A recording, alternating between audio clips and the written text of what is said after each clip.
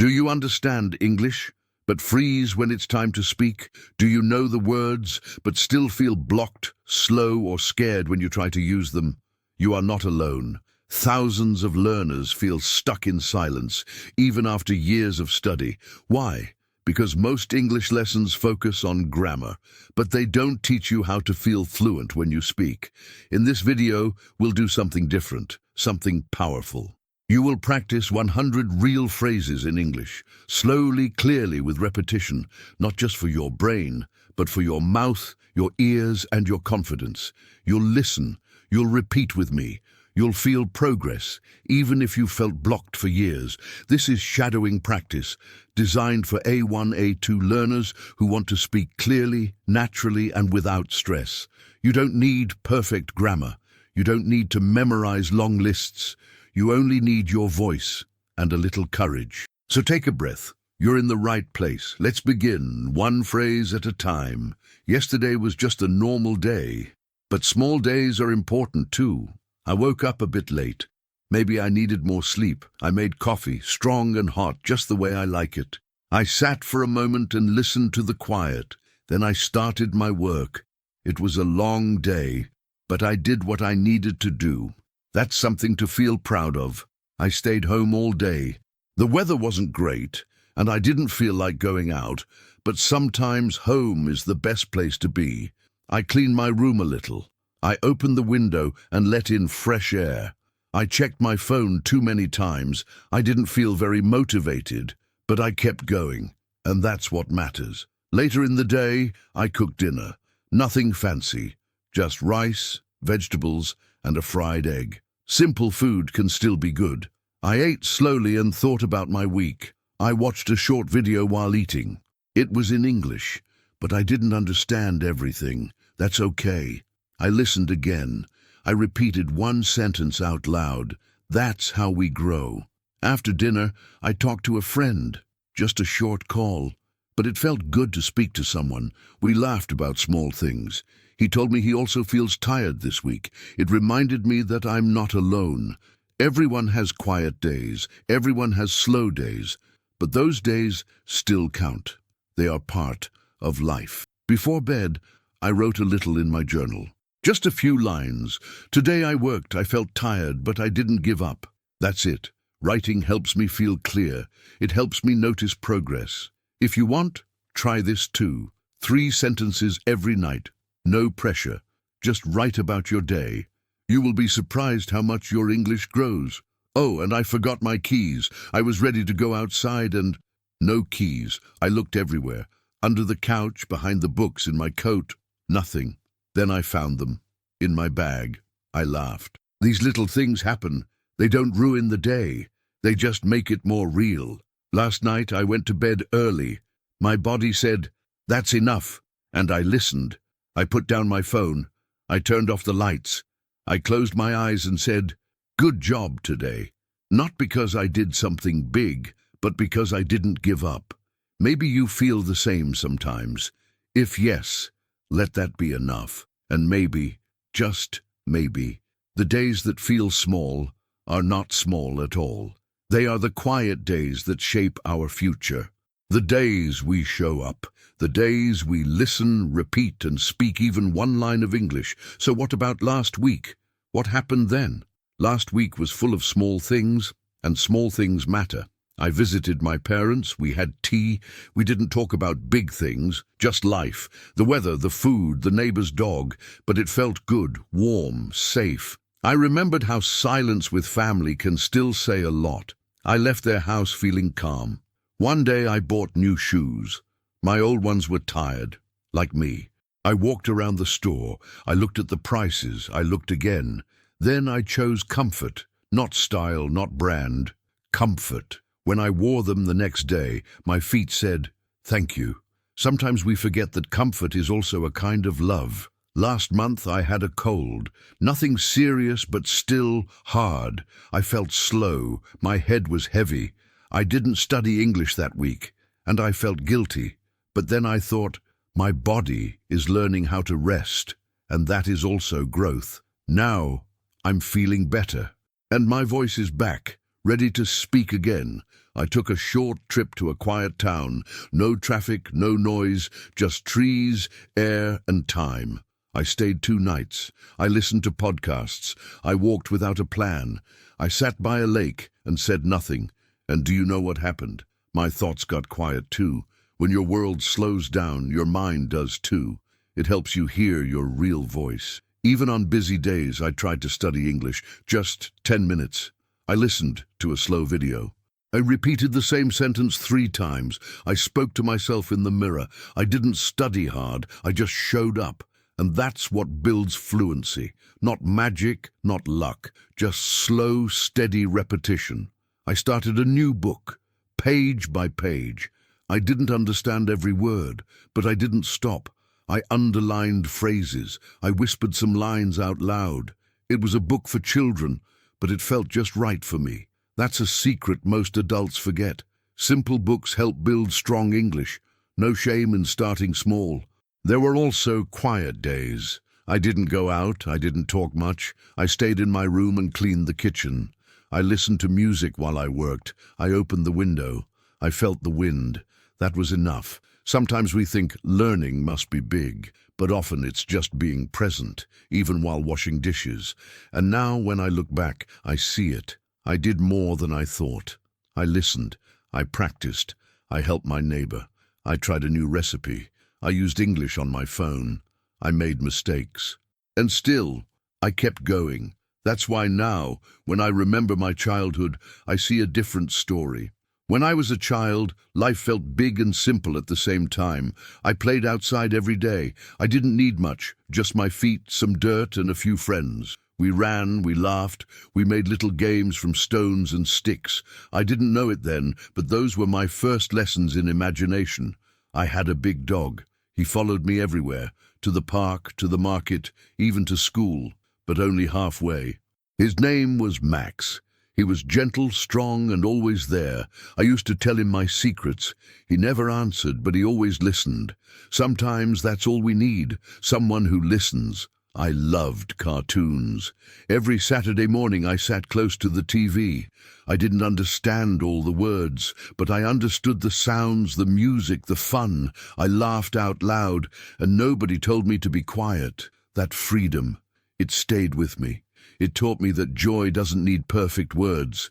I didn't like vegetables. Not at all. My mom said, just 1 bite. I made faces, I tried, but I always wanted bread instead. Now I smile when I eat spinach. Our taste changes. We grow. And it reminds me, maybe your English today feels strange or hard, but in time it will taste different, better. I went to school by bus. It was loud, full of noise, full of stories. I sat near the window and dreamed. Sometimes I watched the road. Sometimes I watched the sky. I liked to sit in silence and just think. I didn't know what I was thinking, but it felt like flying. Every weekend I visited my grandma. Her house smelled like fresh bread. Her hands were always warm. She told me stories, some real, some magic. She didn't speak fast. She used simple words. Maybe that's why I remember so much. Maybe that's how language lives. Through feeling, not just meaning. I used to climb trees, high ones. My hands got dirty. My clothes got torn. I didn't care. I felt brave. I felt free. I never said, what if I fall? I just climbed. Now, as an adult, I try to remember that feeling of trying without fear. We lose it sometimes, but we can bring it back. At night, I sang in the car. My parents drove, and I looked at the lights outside. I wasn't a good singer, but I sang loud. I felt alive. I didn't need permission. I didn't worry about mistakes. I just used my voice. And maybe that's what we're doing now, finding our voice again, but in English. But as I grew older, life changed. The world became faster. I forgot some of that magic until one day I traveled. I remember the first time I went to the beach. I was a little scared of the water, but I walked slowly. I touched the sea with my toes. It was cold, soft, and full of life. I looked at the waves and thought, this is big, this is new. That's how travel feels. like touching the world for the first time. Once, I flew to another country. I didn't speak the language. I didn't know the streets, but I smiled. I asked for help with my hands. I used the few words I knew. I made mistakes. People laughed, kindly. That trip changed me. It showed me that connection doesn't need perfect grammar. I took a lot of photos, not just of buildings or places, but of small things, a man drinking tea, a woman playing music, a dog sleeping under a tree. These are the moments that stay, not the big shows, but the quiet scenes, the honest ones, the ones that say, you were really here. One night I danced for hours. It wasn't planned. There was music, there were people, there was space. And something in me said, why not? I laughed. I moved. I forgot about being shy. That moment reminded me, the best memories happen when we stop thinking and just live. I visited a museum on that trip. Old things, quiet rooms. I read every word. I didn't understand all of them, but I tried. I listened to the guide. I looked at the paintings. And I thought, these people lived before me. They also had questions. They also searched for meaning. Travel makes time feel deep. I stayed in a small hotel. The window looked over a narrow street. In the morning, I heard people sweeping. In the evening, I smelled bread baking. I didn't have much and just one suitcase, a map, and my eyes. But I felt full of curiosity, full of life, full of a quiet kind of joy. I bought small souvenirs, a keychain, a magnet, a postcard with no words. I gave some to friends. I kept some for myself, not because they were expensive, but because they held memories. Every time I see them, I feel a little spark, like I'm still walking those old streets. And then I came back home on a Sunday. My bag was heavy, but my heart felt light. I looked at the photos. I told stories. I felt a little different. More open, more curious. That's what travel does, and that's what learning English can do too. It brings new stories and new feelings. Even when we feel tired, did you enjoy the content and it made a difference for you? Click on Super Thanks and support our work. I remember one day last month I was very tired, not just in my body, but in my mind. I didn't want to talk. I didn't want to move, and I thought, what's wrong with me? But now I understand. Sometimes tiredness is a message. It's your body asking for care, not more pressure. Before a big meeting, I felt nervous. My hands were cold. My voice was shaky. I knew what to say, but my fear was louder. Still, I spoke, slowly, carefully, not perfectly, but clearly. After the meeting, I felt proud. Not because I was perfect, but because I didn't run away. Last week I was happy with my work, not because it was perfect, but because I finished it. I started something, I stayed with it. I wrote every word, I checked every line. And when I hit send, I smiled. In that moment I felt capable, like I could trust myself again. One morning I felt sick. I didn't want to get out of bed. I felt weak and heavy, and yes, I skipped my English practice. And that's okay. Rest is also part of the process. Some days your body says, not today, and your only job is to listen. Health first, always. Sometimes I feel I'm not ready to speak, not ready to try, not ready to change, but I do it anyway, slowly. I open my mouth, I say one sentence, and I discover something strange. I was more ready than I thought. The fear was louder than the truth. Other times, I feel proud of myself for showing up, for practicing, for making mistakes and still coming back. Nobody gave me a medal, but inside I felt strong, stronger than the day before. And that kind of pride, it grows in quiet places. It grows in people like you. One day, something surprised me.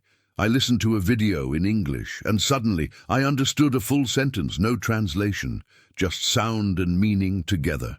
I paused, I smiled, I whispered, did I just understand that? Yes, I did. It was real. Not every day feels strong. Some days I don't feel brave, I don't feel confident, but then I say, let me try again. And I speak out loud, even just one line. And in that moment, I feel calm, because I know deep inside I'm not giving up. I'm learning how to keep going. And that's when I noticed I wasn't just feeling different, I was becoming different. I was growing. I was learning. And that led me to something more powerful, what I had learned and what had changed. I learned a new word last week, progress. Not just the word, but the feeling. Progress is not fast. It's not loud. Sometimes it's just you, repeating the same sentence again and again. And then one day, you don't need to repeat, you just say it. That's progress. I understood more English this month, not everything, but more. I listened to a video and didn't stop every 5 seconds. I watched a show with fewer subtitles. I followed a podcast while cooking. Was it easy? No, but it was easier than before. And that means something changed. I practiced every day, even when I was tired, even when I didn't want to. Some days I only had 5 minutes, but I used those 5 minutes. I repeated phrases. I whispered sentences to myself. I listened while walking. It wasn't perfect, but it was practice, real practice. Yes, I made mistakes. I said the wrong word. I forgot how to say something. I paused too long. I got frustrated, but I didn't stop. I learned from every mistake.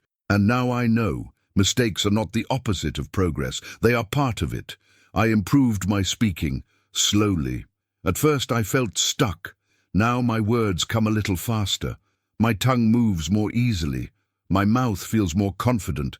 Sometimes I surprise myself. I say something in English, and I sound like myself.